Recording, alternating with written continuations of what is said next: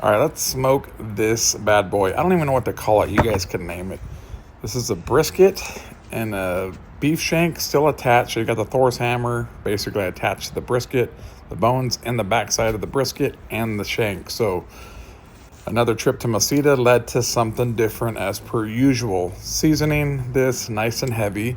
We're going to get a meter probe into the brisket right there, then a meter probe into the beef shank, which is the leg. Just going to smoke this through the night at 225 degrees, and the next day, this is what we're looking at. So, got some decent bark on there, but now we want to braise this bad boy because we need all those bones to separate. And so, obviously, I makeshifted a massive aluminum pan to get this thing in. It was very awkward, so used a bunch of beef broth to get into this pan. Now we want to close it up nice and tight because it's going to go on for another 4 to 6 hours to make sure those bones are going to separate. So getting it back on the Woodridge Pro, bumping that temperature up to over 300 degrees because we want this to break down. And there we go. So awesome cook. Still don't know what you guys want to call this piece of meat, but we've got the brisket, we've got the beef shank all in one.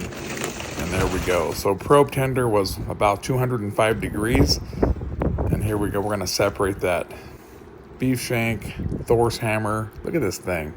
What a beast. And then obviously we want to start pulling some of that meat apart.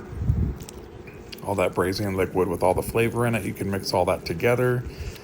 Brisket. And then here we go with the brisket. The brisket has a bone in it, which is the breastbone. So I'm going to remove that whole section. That is all bone right there that you're seeing me cut away. And then you got these little bones, little riblets on the bottom. And now just want to start cutting it up. Yes, this was pretty awesome. This was about a 40-pound piece of meat with the brisket and the shank attached. So you can see, and they're both low and slow type cooks. So it was easy to cook them together as a whole piece of meat because they finish about the same. So massive. You can see the massive bend test on this long piece of brisket. And yeah, here we go. Little action right there as per usual. And then there we go, the end result. This was a fun one.